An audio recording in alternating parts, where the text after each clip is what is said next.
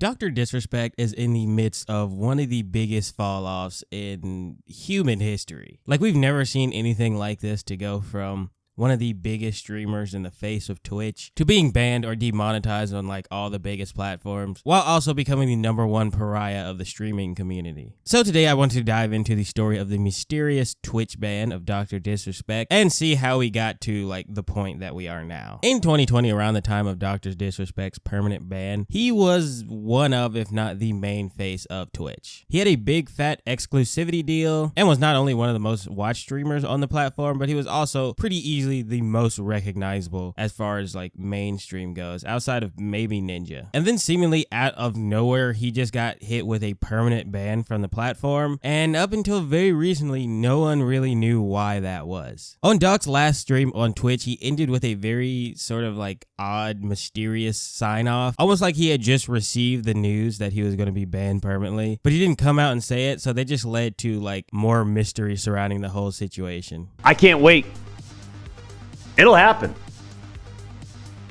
It has to happen.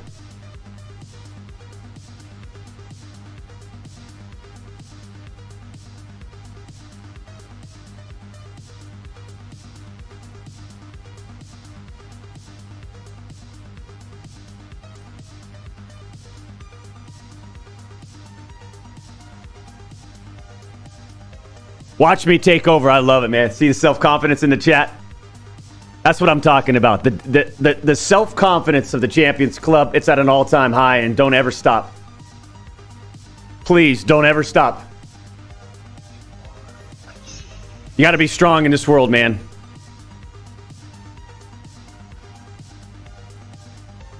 I was watching, I should just put it on just chatting. I mean, like, I kind of wanted to get off, but now I don't want to get off. And so, of course, this made fans of DrDisRespect just go into super conspiracy theory mode to try and figure out why he had been banned. And like I said before, it did not help that he himself was also running with the idea that he had no idea why he was banned. Because even on his first YouTube stream, he opened up like just telling people that he didn't even know himself, so he couldn't tell them why he was banned. Over the next 3 years or so, DrDisRespect began to grow on YouTube and like get a stronghold on that platform. And while yes, the ban was still something of like urban legend, people would still ask why Doc got banned, but like we never really got a solid answer, and so it just sort of faded into the background. Honestly, for someone like myself who isn't really a big fan of DrDisRespect and wasn't following this super closely, I had completely forgot about the ban up until recently when Cody Connors tweeted out he got banned because he got caught sexting a minor in the then existing Twitch Whispers product. He was trying to meet up with her at TwitchCon. The powers that be could read in plain text. Case closed, gang. Now, while Cody's initial tweet didn't actually mention Doc by name, there was plenty of people who assumed that was what he was talking about because, like I said, his ban was sort of like an urban legend at this point that many people still wondered about to this day. And all those questions would be answered when Jake Lucky quoted it, mentioning DrDisRespect by name, and even got a reply from DrDisRespect himself, his first time addressing this situation in years. So Doc responds, "Jake, seriously, I get it. It's a hot topic, but this has been settled. No wrongdoing was acknowledged, and they paid out the whole contract." So I know what you're all thinking, and yes, that is a bit of an odd response to someone accusing you of trying to meet up with a minor. Like, for example, if someone accused me of trying to meet up with a minor, for example, I would simply say, no, I didn't, because I don't try to meet up with children. Instead of being like, well, technically there was no wrongdoing proved, so who knows? Like, the second you try to pull up with the well, actually defense to trying to meet up with a literal child, then you just look guilty. I don't really know how else to explain that. This response is when the story popped back up on my timeline, because the second Doc put out that BS reply, the internet just went into hyperdrive clowning him because, again, it was just straight crap. Which, of course, led to another statement from DrDisRespect. This one, honestly, not even that much better. So DrDisRespect writes, "Listen, I'm obviously tied up to legal obligations from the settlement with Twitch, but I just need to say what I can say since this is a fucking internet. I didn't do anything wrong. All this has been probed and settled. Nothing illegal, no wrongdoing was found, and I was paid. Elden Ring Monday." And for those of you playing along at home, this is the second statement that DrDisRespect has put out without like just coming out and denying the allegations, which again is a bit of a red flag. So at this point, the internet was split maybe like 70-30, 70% of people being like, hey, it's kind of weird that you just won't come out and deny these allegations, instead of being like, well, hey man, there was a settlement paid, so I don't really know what to tell you. And then 30% of people being like, well, what's wrong with hooking up with underage people? And so we're just going to ignore those people, because I hope they're just doing that for attention. Even if they aren't, like, we'll let the police or the FBI or whoever handle them. I have nothing to say about those freaks. One of the weirdest people to come after Dr. Disrespect was Keemstar, because, like, how do I put this without just sounding crazy? Keemstar is known to also like him young, so that should let you know things are like really bad when he's calling you out for trying to meet up with underage girls. Like, that should be the final nail in the coffin. Like, if you're on the wrong side of things against Keemstar, you should probably just pack it up, because you're done. But honestly, people calling out Dr. Disrespect on Twitter was like the least of his worries, because after all this stuff blew up over the weekend, the gaming studio that he co-founded, Midnight Society, put out a statement announcing that they were dropping him, which is when I think Dr. Disrespect realized that the walls were closing in on him and like his career might be over. On Friday evening, we became aware of an allegation against one of our co-founders, Guy Beam, aka Dr. Disrespect. We assumed his innocence and began speaking with the parties involved, and in order to maintain our principles and standards as a studio and individuals, we needed to act. For this reason, we are terminating our relationship with Guy Beam immediately. While these facts are difficult to hear and even more difficult to accept, it is our duty to act with dignity on behalf of all individuals involved, especially the 55 developers and families we have employing along with our community of players. So not only did they sever all ties with him, but they dropped his full government name in the statement, which is crazy. And on top of that, this tweet was sent out while Dr. Disrespect is live, so we get to see his full unfiltered reaction when he reads this message on live and just like almost goes into a nervous breakdown. You know how we run things here.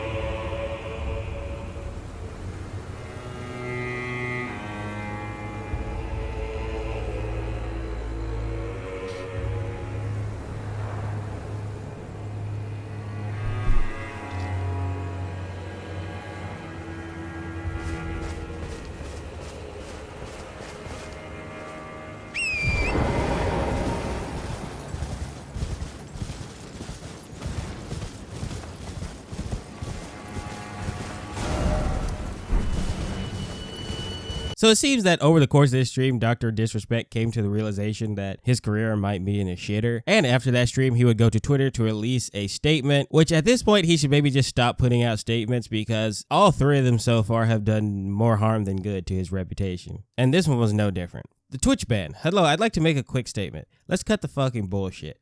As you know, there's no filter with me. I've always been upfront and real with you guys on anything that I can be upfront about. And I'm always willing to accept responsibility, which is why I'm here now.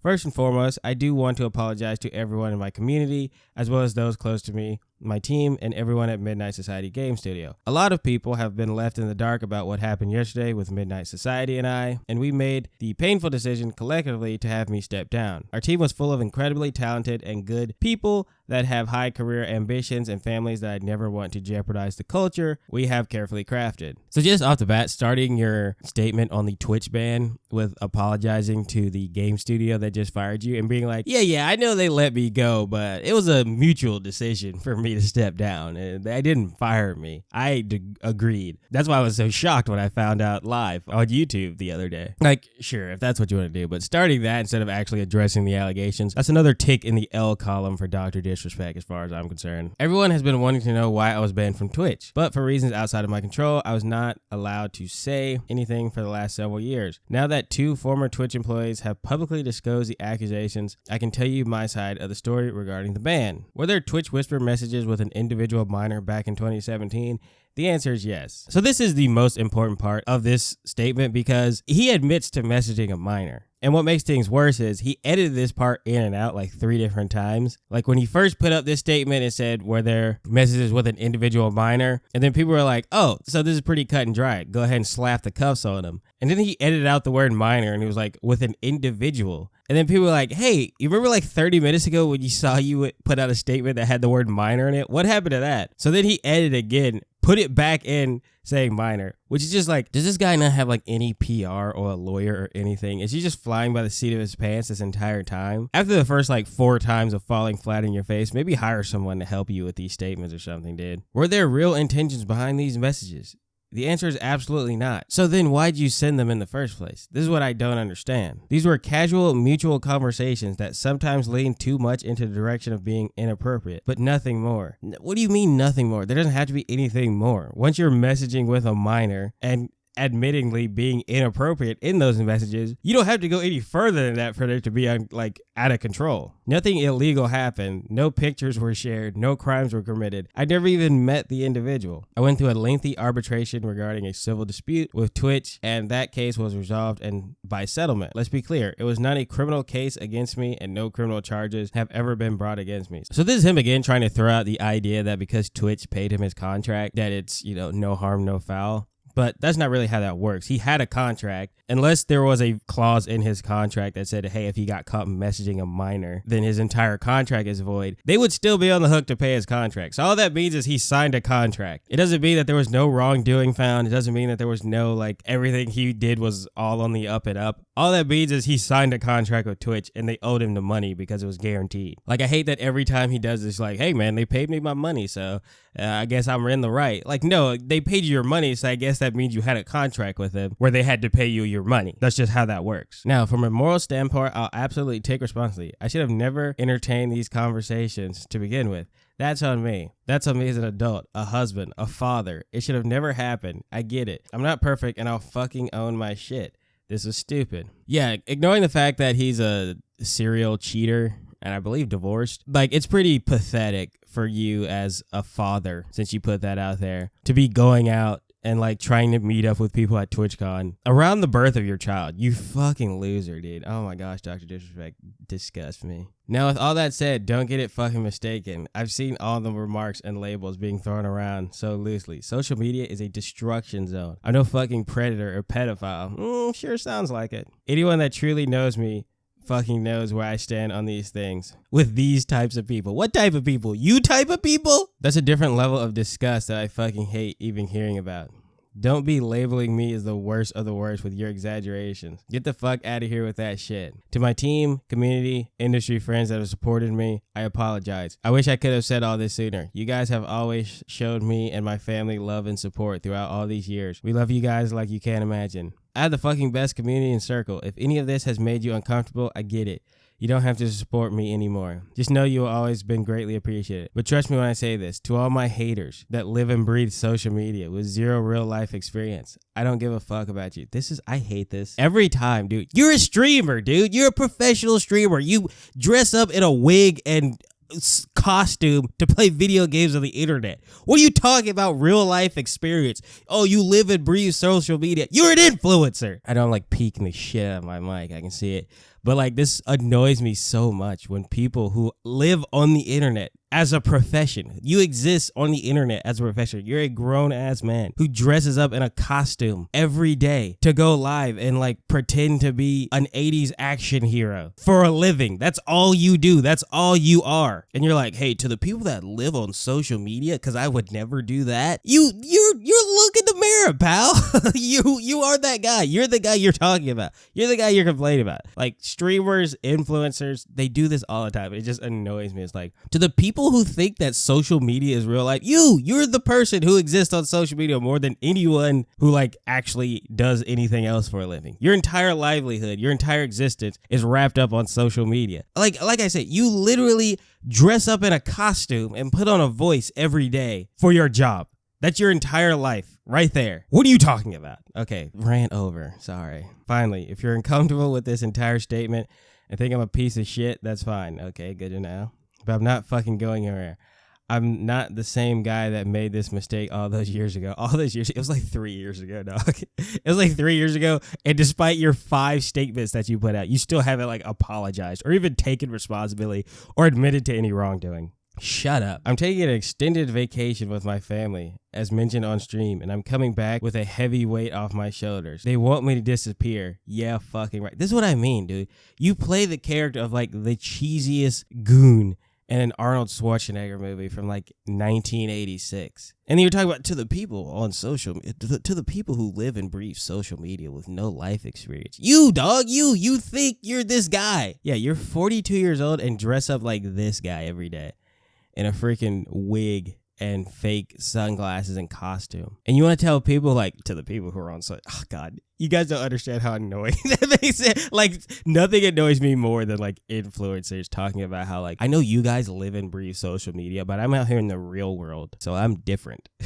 Shut up. Because the internet remembers everything, responses to this tweet were all over the place, including ones like Chrissy, who remembered that around the time that DrDisRespect was allegedly trying to meet up with minors, he also cheated on his wife at a TwitchCon, which is a little bit scary to think about. He was just getting up 1,000 shots a day trying to see who wanted to meet him at TwitchCon, which is just a disgusting thing to think about when, again, this guy has a wife and kid. A lot of huge creators also made videos about this topic, and they all kind of went in on DrDisRespect. But not everyone had a problem with DrDisRespect. He still has his defenders, as slimy and smelly as they are. So now I want to go through some of the defenses that I've heard for DrDisRespect and just point out how stupid all of them are. The dumbest of the dumb is that Twitch was trying to set up DrDisRespect and had someone posing as a minor to catch him in the act. So there's two real reasons why this is stupid. One, like I mentioned at the top of this video, DrDisRespect was one of the faces of Twitch. He was like a cash cow. Like, bro was doing stupid numbers. So why Twitch would plan a sting operation on one of their biggest creators, no one really still has a good reason for why that is. And then number two, whether he was being set up or not, he still was like messaging with a minor. Messages that he has admitted are inappropriate. Whether they were trying to catch him in the act or not, he still did it, not knowing that Twitch was trying to set him up. So either of those is like, okay, so either Twitch is dumb enough to be like, hey, you know our biggest, most popular content creator? Let's send him to prison. And then on the flip side of that, DrDisRespect is like, oh, there's minors in my DMs. Let me message them. Like, this makes no sense either way. Another really dumb point made by people like Sneeko and The Quartering is that, you know, what's really the difference between someone who's 17 years old and 364 days and 18-year-old? Again, we have 2 points for why this is stupid.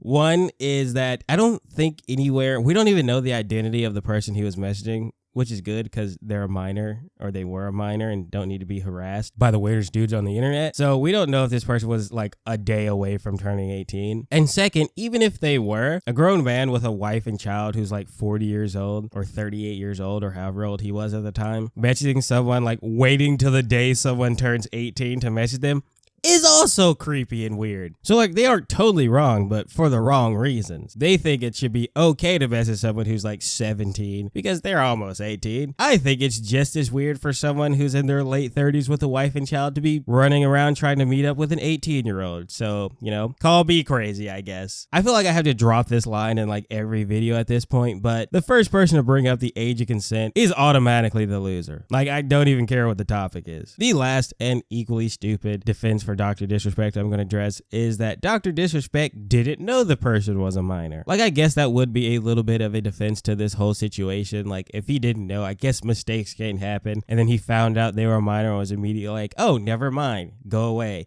Still doesn't change the fact that he's like a habitual cheater. But also, if he did not know that this person was a minor, don't you think that would have come up in one of his like 17 statements that he's put out? Like, I just read one of them. It was 7,000 words long. Like, he had enough characters put the 80s action line at the end of the statement, but he forgot to mention that he just had no idea that this person was a minor that he was messaging. Like, yeah, it'd still be fucked up that he's running around trying to meet up with kids, but at least you have like a defense in that situation. But he didn't even bother to mention it. So I don't know why people are trying to go out of their way to bend over backwards to try and give excuses to DrDisRespect that he's not even asking for. Like, I truly believe if it was the case that he just had no idea this person was underage and was messaging them and then found out they were underage and then stopped, he would have 100% mentioned that at some point already. But yeah, for some reason, the internet is hell-bent on making DrDisRespect out to be the victim in this situation, which according to reports, there are plenty of victims, but none of them are DrDisRespect. However, I am interested to see how this all plays out in the end for DrDisRespect, because based on his tweets, I think that he feels like that he's just going to be able to take a little vacation,